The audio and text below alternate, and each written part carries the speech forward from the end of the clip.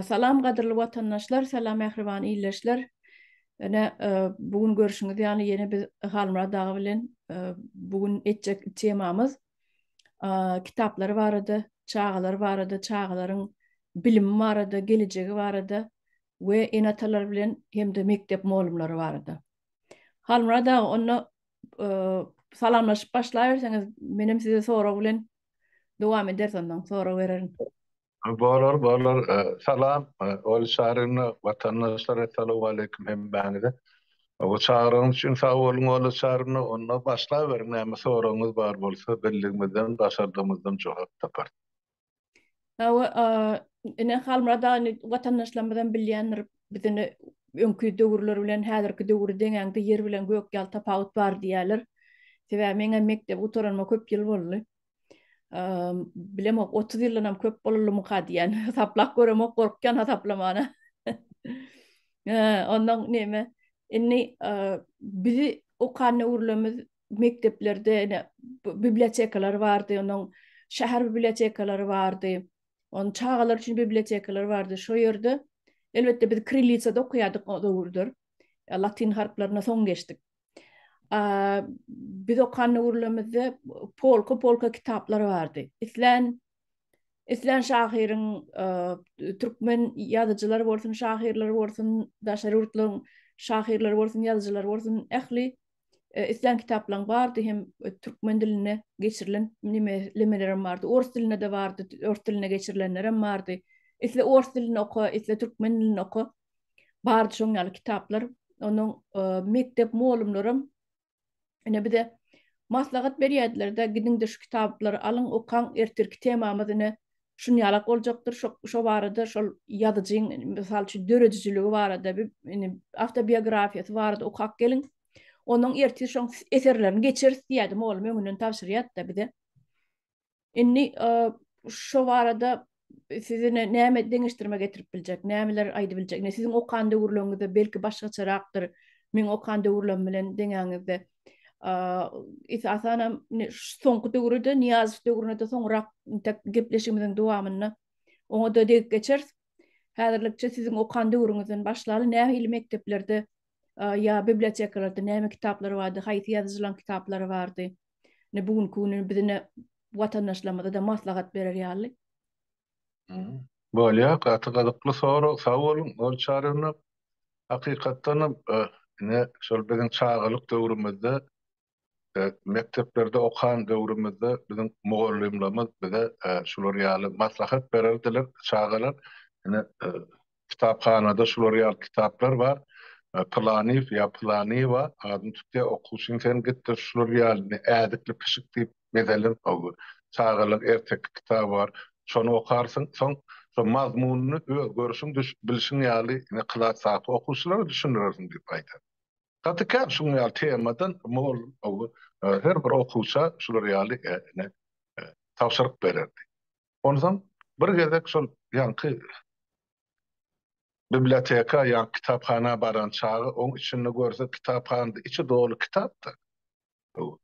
Yüzlerçe, miňlerçe kitap bar tekçelerde. Ondan şu kitabı okuya, soň görse bir topar adam kitabı okap öti, onu alıp ýene birini okuya şeýdip adam gyzygyp gidýär. Kitaba öwrenşýär. Ondan şu bizim şu çağalyk ýyllarymyzda okuwçy döwürlerimizde şäherin kitapxanasyny bizde Gyllarbatda 2 san kitapxana bardy. Şäher kitapxanasy hem rayon kitapxanasy. İkisinde de ýaksyryn bellak geçişini diýäli türkmen eline de kitaplar var. Bibliotekaň bir gapdalyny kitapxana. Rus dilinde de var. Ýanky aýdaly daşary döwletler, daşary ýurtlaryň emelerim bardy. Klassiklary, olaryň şol rus diline geçirilen esasen türkmençesi ýokdy.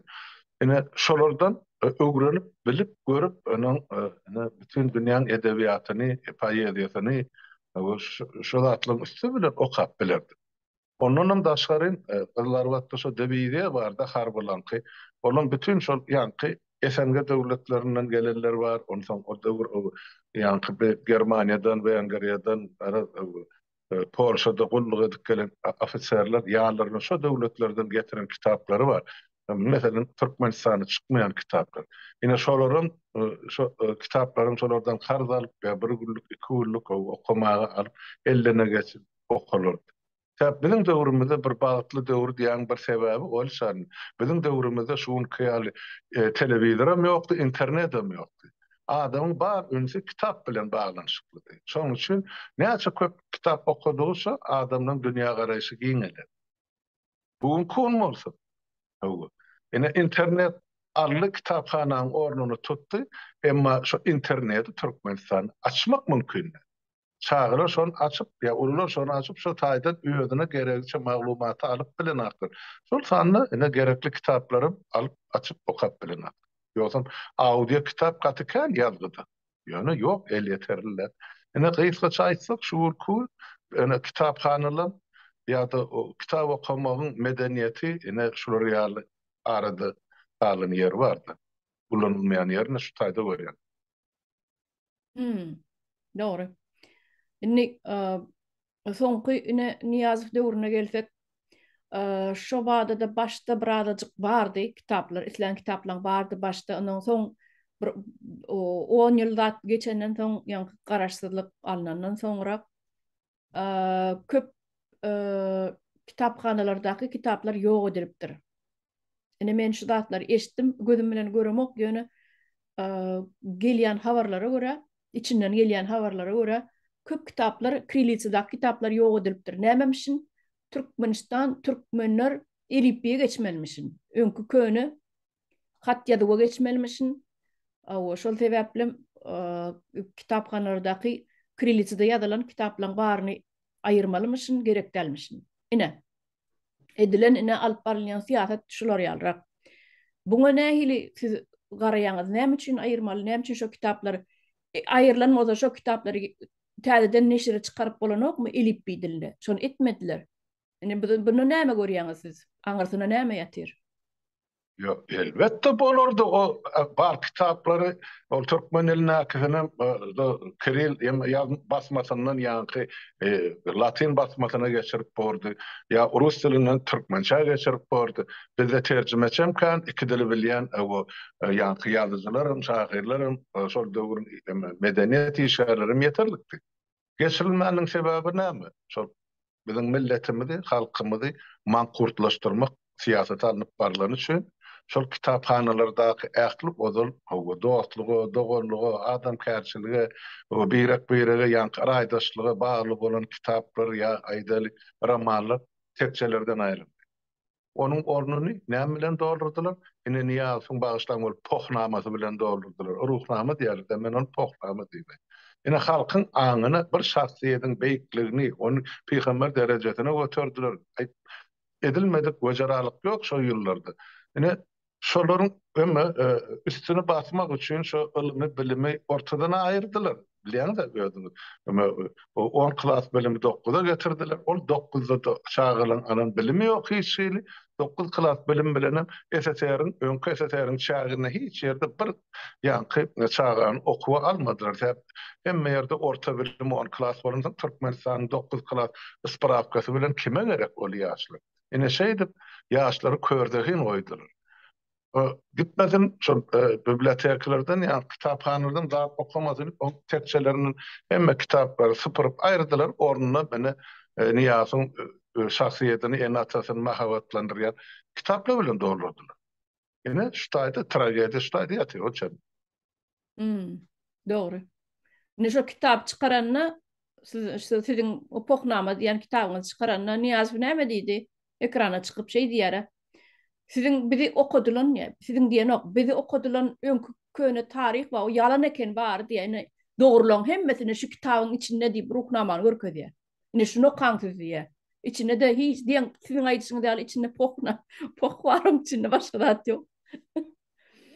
Yo doğru da onun için bir esasanam ýaş nesile bir görkeziji bolur ýaly ýa ýol görkezmek üçin hiç bir hili bir tutaryk ýok da şu taýda şu kitapda ýazylan bolsa çağalykdan aýdaly ýaşlydan mektepden ilkinji adımlaryny şu zatlar öwrenmeli berilen o taýda hiç hili bir düşünje ýok.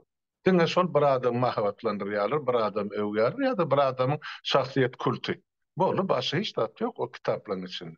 Endi ýoksa şu Niýazyň döwründe Urbanul Berdimuhammedow on mäşul döwründe Türkmenistan her bir etrabyna diýen ýaly birden ikiden täze kitapxanalar guruldy. Şarňyрлap duran köşkýär kitapxanalar millionlarça, 10 millionlarça dollar sarp edildi. Ýöne şol kitapxanalaryň içine bar bir kitap okuyan adam barmy? Elbetde ýok. Birinciden oň içine baraýan da kitapxanalarda ýüze tutup okar ýa kitap ýok.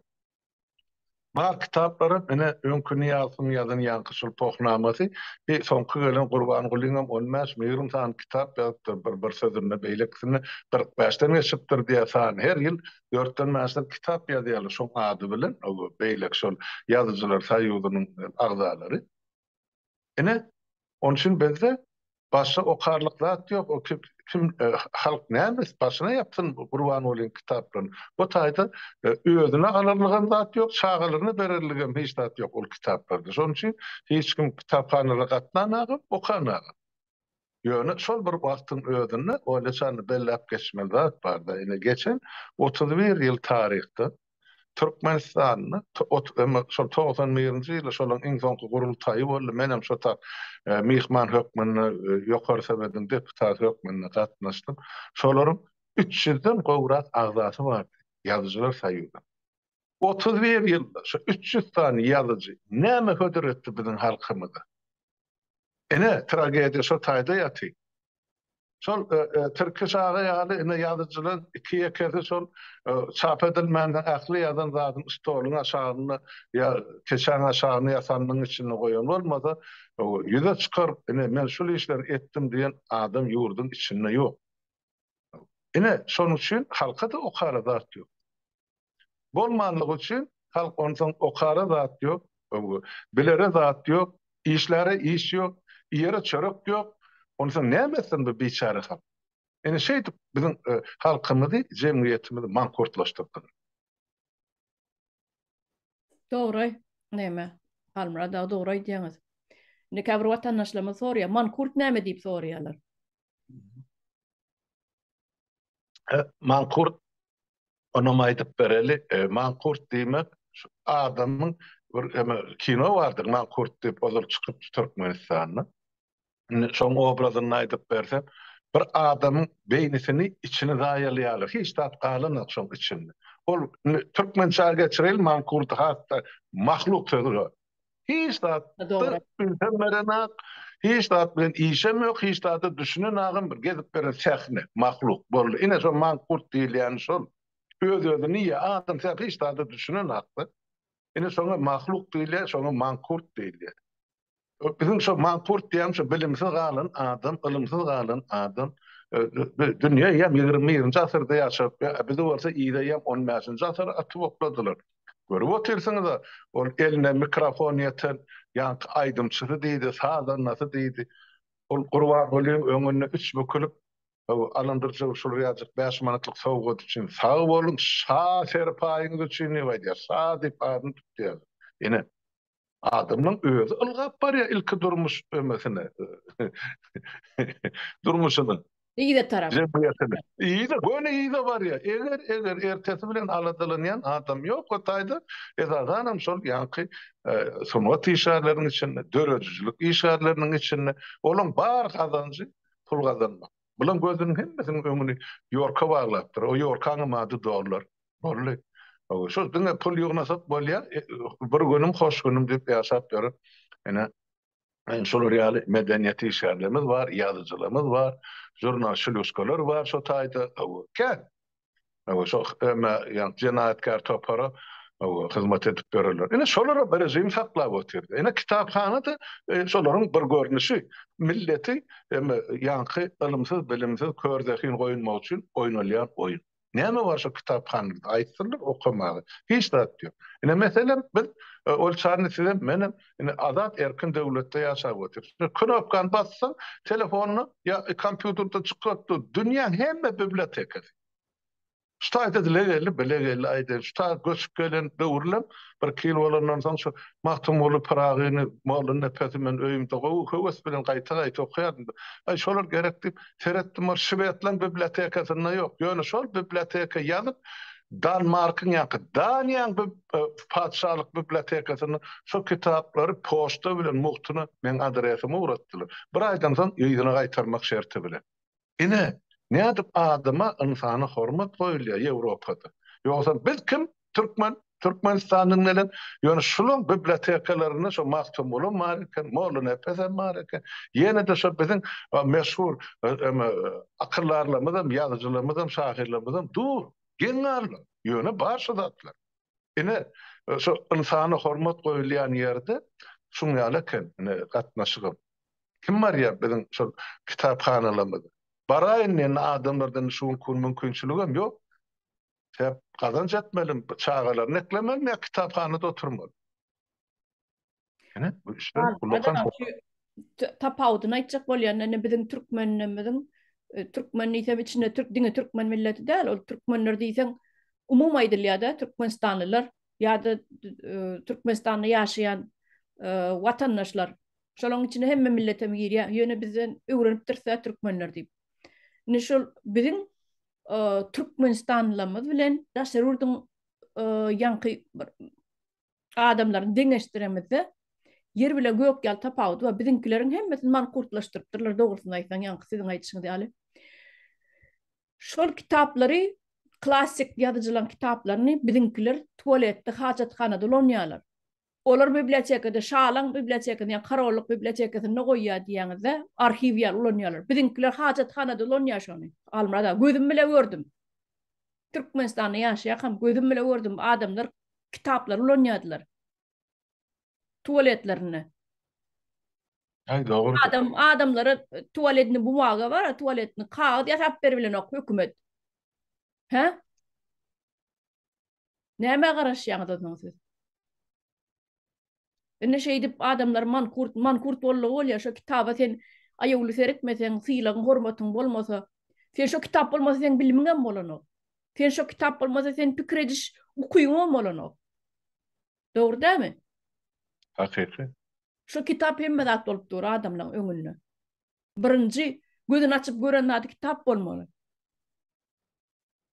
Ýöne şonu enatalarym şonu aýdanok da çağalanyk tualetde, hajatxanada ulanmaň aýawly saklan kitap diýlen zat bir bahasyz bir gymmat zat o kitaba bir kitap çykarýançaň näçe derd azaby bar.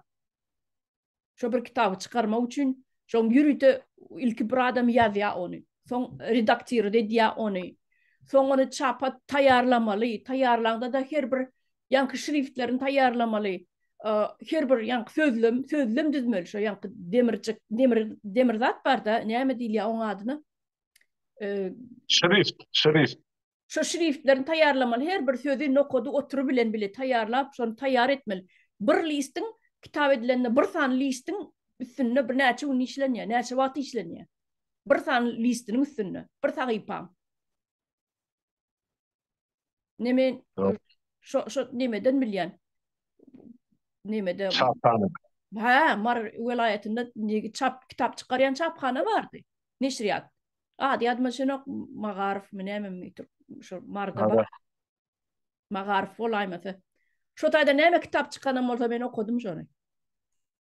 Birinji men okuýardym. Sebäbi şo taýda da men ejemi işläp gaýdypdy. Birinji kitap çykanyna getirýärdi, biz okuýardyk. Doğru. Onuň Ýeme aýdy berin. Ýeme de ol şany biziň şol çağalyk döwrümizde ýa ýaşlykda şo halkymyz kän bir baýam ýaşanak da ýöne her bir maşgalan baýlygy şol her bir öýdäki kitap tekçesi bilen ölçenlerdi. Kitapların sany bilen.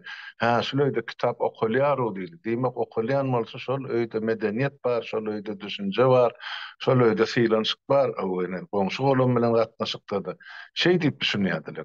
Indi diňe şol sanlygyň içindäki ýa keçäň aşagynaky pul bilen ölçenýän bolmaly. Indi ol baýlyklar şu her nesille üýtgeýän bolmaly, ruhy baýlyk bilen maddi material baýlygyň tapawudyny düşünüp bilen akdyny halkymyz şuňku. Hakyky Ine aýtdyňyz galada, gaty dogry aýtdyňyz şo döwürlerde sen maşynyň barmy ýa öýüňde türkmen halyň barmy, el halyň ýa sen diwanyň kreslaň barmy, mebiliň barmy, oňa seredilen okdy halkyň öýündäki kitaplara seredilýärdi. Şu tom duran kitaplar bar bolsa beýbä diýilýärdi. Şo kitaplary görüp gözüň dagy giňden açylýar-da şo kitaplary görüp. Käbir adamlaryň öýüne gireňde. Ay Ondan on gelmer oturmalar olsan dilegelli bilegelli sizin o diyen sözünüzü ay taraf bereniyordunuz da ayttınız da men Türkmenistan'dan Amerika göç kaydımdı baylık alıp kaydımaktı kitaplar alıp kayttım diye. Ene hakiki kitap seveceğin kitaba hormat koyan adın edemeli işi. Bizim şol yurttan çıkaydığımda elimizde 2 tane paket vardı son bir 23 kitap. Doğru, doğru. Kitabı adamın bolon katması katı ütkösük bolýarda. Häzir men halmada bir sekund şu kitaplary getireýin, tapaýyn, görkedeýin. Hemen O şey. atalara da näme maslahat bereliň. Haýsy kitaplary çağalaryna okap bersin. Esasly adam çağaň biňsinde galýan şu ýaşlykdan 2 ýaş bolsun, 3 ýaş bolsun tapaw diýip ýaşlykdan, kiçiklikden kitap okap bersin. Ýatyran wagtyň hudin ýerine şonu okap bersen has akylyna gowgalýar. Onun heme näme bolýar? Ýanky ýadyna galýar. Sebebi çağa tydalýar-da, isler beren adyň tydalýar. Sen eden hereketlerinden hem gaýtalaýar. Şoň üçin diýen sözüňe üns bermeli çağa ulaldyňda, başgalada diýen sözüňe üns bermeli. Ya er aýal uruşy söwgüşi bolýar, ýenesi bolýar, şonu da bir-biriňe çağa barka uruşmalylar, söwgüşmeler, şo çağa ýok bolup söwgüşmeler. Senden alýa terbiýany. Sen görelli esbap ýaly bir näme bolup durýanda, çağın öňünde näme görelli bolup durýan. Şoň üçin men enelere, kakalara, ejelere berjek maslahatym çağaňyzy ýatyraňyzy hökmen kitap okap berin. Şo barada sizin ertekli kitaplar zatlar bilýän bolsaňyz, häzir bir sekund güýmäp berin biziň watandaşlar kitaplary göreýin, getireýin häzir. Bolar. Ene hormatly watandaşlar şu öyle çağrılan şu meselelerini gozgamagymyzyň özü gaty wajyp bolup durda. Ol biziň düňkü günümizde üçin degişler, ol şu biziň şu günümizde de belli bir derejede degişli. Ýöne gelecekki nesiller üçin gaty wajyp. O kitap okamadyk çağa, o gelecekde ol diňe bir şowakör bolup galýar. Ol internet bar diýär, o internetden girýän ýaşlar görýärse Türkmenistanyň içinde. Şular diňe şo TikTok'tan çykan aklar ene gürleş stilistikasam gepleýän sözleri bir çorba çıkarırlık değerler. Türkmençanın bilen aklar, ene dilin bilen aklar. Şunu ene dilini Rus dili bilen garıştırýarlar. Ya Türkçe çıkan maldalı, ene 2-3 ýylda ýa ene dilini ýatdan çıkar, yarım Türkçe, yarım Türkmençe gürleýärler. O iki dilim bilmek gerektir. Dil baýlyk, näçe köp dil öwrensen şonça ýöne öz ene dilini irswa edip beýleki dili sen başyna täze edip geýeniň bilen sen ütgeýän ýeriň ýok, gaýtan köp zady ýitirýär. Adam öz durkuny, içki durumunu ýitirýär.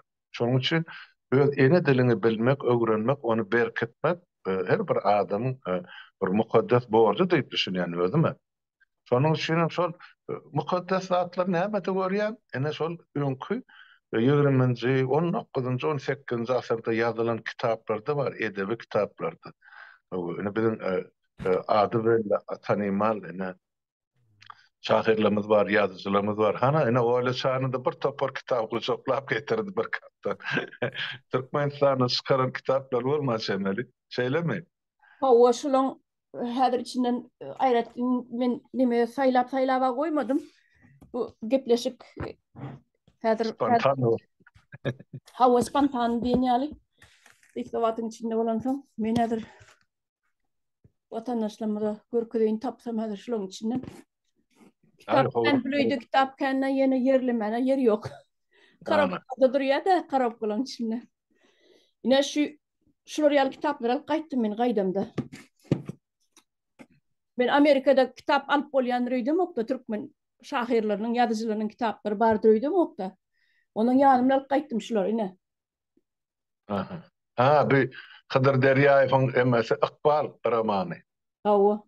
Birinci, ikinci emesi Ne? roman. Awa. Hana, ene doğru. Bilen bu rus diline geçirileni olmalı. Awa bir rus diline geçirileni. Onun şol Türkmenistan'da wagtymyz köne kitap satyan nemeler bardy da.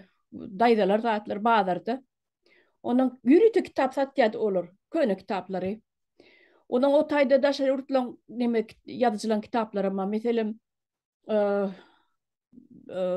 Cuma diýe, Awa. Ortlaryň nemeleri, Fransuz kitap.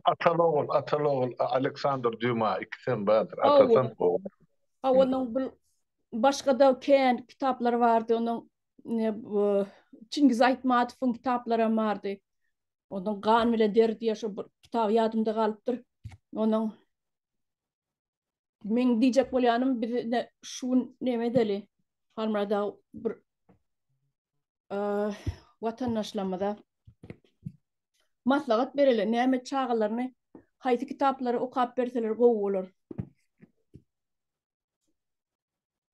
Yemma şol ýa Çingiz Aytmatow gaty dogry bellep geçdiň. Şol Mankurt Çingiz Aytmatowyň ýazan kitaby. Ha, ana. Indi maslahat, näme maslahat berip bolar bizim halkymyza? Çağalara elbetde ilkinji nowatda şol halk erteklerini okutmaly. Şondan gelip çykýarda. Çağı ol ýanky uly edebiýaty ýa-da aýdalyp agyr romanlar okumak agyr düşür. Başta ýöne şol çağa howasy ertekleň üstü bilen, hekaýalaň üstü bilen, şol real humor bilen ýazylan satirik emeler, makalar, oçaklar bar. Şolaň üstü bilen ene aty ýetirip dursa, ene onu maksada laýyk bol. Soňra şu zatlaryň üstü bilen soň ulurak ýanky o ýaşyna görärek o lirika da geçerler, edebiýaty da geçerler. Men şey diýip düşünýär, bir wada ululu kitaplarym gerek däldir. Ýöne şahaň beýnesini bir zatda bilen doldurmak üçin başlanyş hökmünde ene şol halk ertekleri bar. O ýerde ýazylan zatlar bar, hatda şol Kayyum Tanrıoğlu'yň ýazan zatlar bar, çağıly bardy. Bardy hawa. Ulurak ýanky orta ýaşdaky aýdaly juwalyk ýaşyna oglan gyýlar üçin Kerim Orwan Nepeson goşgulary bar. Has yetişen dünýä garaýşyny giňetjek bolýarlar. Bizning akyllarymyz bar, Mahtumoly Pragy bar, lirik şahyrymyz bar, Molla Nepes, söýgü aleminiň padşahy. Velili bar. Seyit Nazar Seydi bar, Hıdır Deryaev bar, atlarken Doğru. okumak üçin ýöne şol Sowet zamanyna ýazyldy diýip oradan ýüze urmak gerekkä. İçinden özümde de geregini almaly biz. Şol taýda söz baýlygy bar esasan. Türkmen sözlüğü şu kitapların içinde o köçedeki şumal ýaşlyň görülýän leksikonu Türkmen sözü ýok. Türkmen medeniyeti ýok. Orada dürüşde dürli döwletleň milletleň dilini garşdyryp görülýärler. Onu soň ol dil bollugy derler. Şoň üçin indi siz ýanky aty gowurda aýtdyňyz, indi näme maslahat berýän şu kitaplar bardyr, her öýde galan gaçany bardyr, beýlek bardyr. Indi şol atda bardy, siz öz pikiriňizi aýtsaňyz bolşar. Näde patlama, näme etmek? Menem oşo okan kitap, diňe men öz okan kitaplarym dälle. Başga da adamlaryň ýanky biziň watandaşlarymyzyň öýlerine bardyr kitaplar, ýygnanyp galan kitaplary bardyr. Türkmen kän bir kitap satyp berenok da şonu bilýän men. Ondan meniň aýtjak dadym şu her bir watandaşa ýüzlenýänne şu öňüzde galan kitaplary bar bolsa, kirillitsada bolsa da kirillitsa diýänim ýanky ors harflaryny şu kitaplarym bar bolsa ökmany suratda aýap goýuň. Yani bir de uğradıp bilmeseňiz hem özüňiz aýap goýuň şonu şolan bir arhiv hökmünde ýanky tarih hökmünde görýän men. Onuň buny soň köpeldip bolýar, neşire taýýarlap bolýar, neşir edip bolýar. Näçe müň egzemplar gerek bolsa onu edip bolýar. Elippi diline de geçirip bolýar, ýanky harflara geçirip bolýar. Meniň ene berjek maslahatym köne kitap bolsa hökman ýygnan, zaýalamaň, aýagly saklaň. O başarsaň da bize uğradın, biz son köpeldiler, onu hip bolsa. Yok başarmasaňyzam aýagly saklan satmaň. Meniň ene berjek maslahatym şolar ýaly. Ondan yaş kategoriýasyny bölüp çağalaňyza okap beriň. Kiçijek ýaşly çağalary okalmaly kitaplary bar. Soň mektep ýaşyndaky, soň ýokary klas okuwçylaryna okamaly kitaplar bar. Şu men çağalykda okan kitaplarymyň biri ýadyma düşýärdi. Iki sefer gaýtalap okapdym men arasyna salyp menne çağa ýüregi çağa göwnü bolan soň şo döwürde bir erbet nime täsir galdyran bolmaly. Tanış yüzler diýip bir kitap bardy, ýukojuk kitap. Onuň şular ýaljak ýuko kitap bolmaly, şeýleje. Şular ýaljak. Onuň bunu täzeden tapyp ýene de okudum men bir ýyl geçenden oňmy näme. Onuň edil ýa neme awtor ýadymy çynok. Kimdigi ýöne şu kitaby tapsaňyz ine okap beriň çağalaňyza edil bir 6-7 klasdaky çağalar okuda bolýar. Ýani orta mekdebiň orta klaslaryny okuda bolýar. Şu gözümiň ýaşlaryny süpürip okuýardym. Şu gözümden ýaşak ýatda okap oturham, gözümden ýaşak ýa. O döwürlerde siz dogry aýtdyňyz. Ne gadjetler bardy, ne telefon bardy, ne internet bardy, hiç zat ýokdy. Ana şol sebäpli biz diňe kitap bilen meşgul bolýardyk. Özüm şu kitaplary elden eli alyp okuýardyk. Gyzykly kitap bolsa, gyzykly kitabyň barmy diýip soraşyp bir-birimizden. Kimde näme kitap bar? Ine çalşyp okardyk beýrekden gaty dogry. Paýtygyma uradylýardy bolin, gün ortadan çaýa çykylanyna şu çay wagtyna da bir sagatçyk okasagam okap, soň elden ele geçirýärdik şeýdip. Kim okap? Göçme kitapxanaly bar da, paxta meýdanlaryna geler, daftalapkaly. Kitapxana aýlan. Paýlanır da şu döwürü. Bardy öyle tar. Göçme kitapxanalar diýip, o aftalapkada geler. Yo, bizde yoktu, o döwürler bizde yoktu. Oňa aftalapka ýokdy. Aftalapkalar bardy, çağa döwürmizde aýlanyp produkty satardylar, matamarlyk satardylar, uly idi nimeli aftalapka diýilýärdi oňa. Uly gaz maşin mi näme, vaz maşin mi? Ýöne idi butkoly aftalapka diýilýärdi oňa. Onuň aýlanyp zat satýardy. Gant satýardy, şeker mi, matamarlyk mi, konserwa mi? Ana o aftalapka diýilýärdi bizde. O iş meýdanlaryna aýlanyp kitap aýlanýanlaryny bilem okon ýalat ýokdy ýöne biz döwrümizde. Öyle çağırın, men sesimi estilýän başlamy. O estilýär. Ýa bir jaň etdi bol, men siziň sesiňiz maňa pes aýrak gelýär. Şoň üçin soňan basyp görýän nähil bol.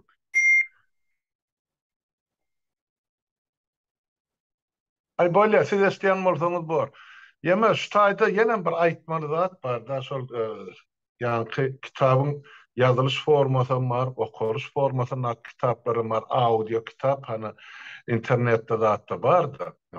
Indi şonu okuýarlarym bar Türkmenistanyň içinde. Ýaşy bolsa adamlarym okap otyr, ýaşy kiçiräklerim bir döwür teatrda hyzmat eden adamlarym okap otyr.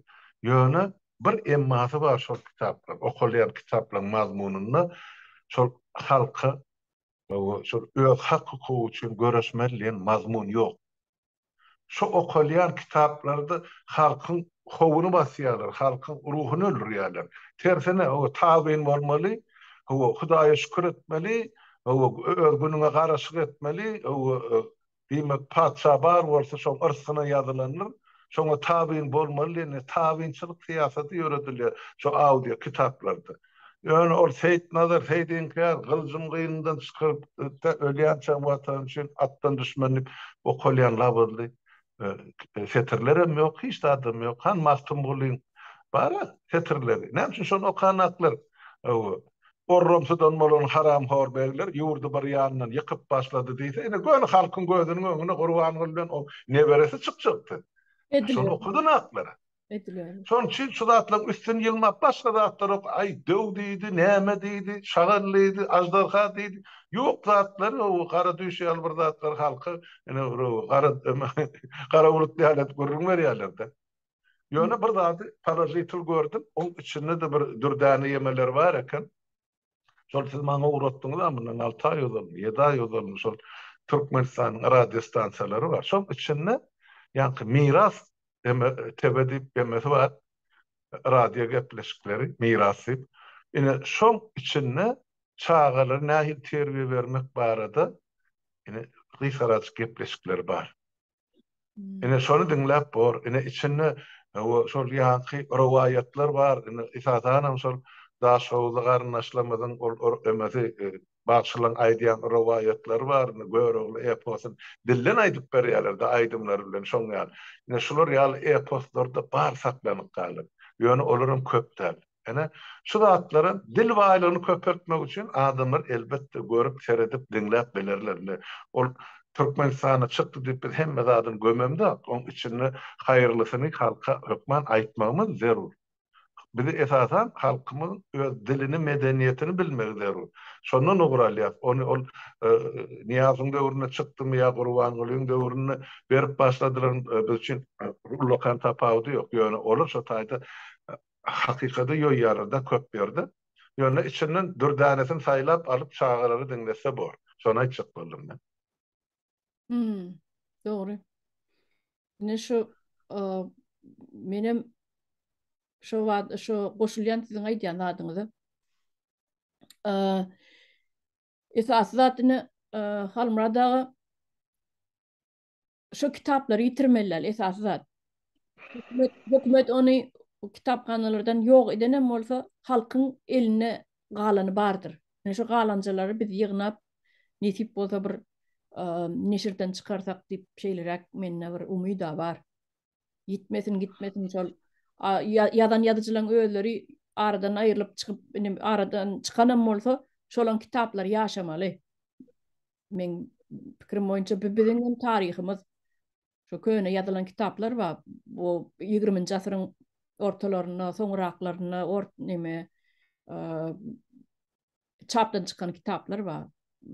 Ýa-ni Hydyr Dirýäýew bar, Berdiker Babaýew bar, Bekir Täkiw bar, Çara Şeýerow bar. Onuň bu gara ýylgynlary ýadan bar. Mene ýadyma çynok awtorlary Melguni bir kitap bardy. Şagulyf ýazdy diýen şonu. Onuň deme bar, Kör gyýdyň täliği, gyýsalgydy. Onuň Gülnar diýip bir kitap bardy. Topgoja kiçik galyň kitapdy şeýle kiçik diýen. Gülnar diýip gaty gyzykly şo döwürde. Şo 7-nji klaslarda okapdym da şo edil şo 7-nji klaslaryň ýaşyna laýyk gelýän kitaplaryna şo. Onuň Türk Cumagellif Mukadiýan Girdap diýip bir kitap bardy. Kim awtor ýa-da ýadyma çynok. Onuň Dumanda aganyna bolmaly. Ýene de neme Bedirkent bolmaly. Tamam onuň Bekir Täkiw ýazdy Mukadiýan Bedirkent kitaby. Onuň Dogonlar diýip bir kitap bolmaly, gaty gyzykly olam. Onuň başga da edil şu ýadyma çynok ýöne öňkü neme bir daşarutlaň nemesinden gyzykly kitaplaryň biri Gorkuly Tehran diýip bir kitap bardy. Onu okapdyk eline ele geçirip okapdyk. Orçasyna okudum men, oň türkmençesine okudum. Näme üçin beýtýän bilem ok 2 ýerde gaýtalap okyan kitaplarym bar edi. Halmrada. Onuň ýene de näme kitaplar bardy? Bula İran ýazyjysynyň kitaby bolmaly şu Gorkuly Tehran ýene period edilen. Başga näme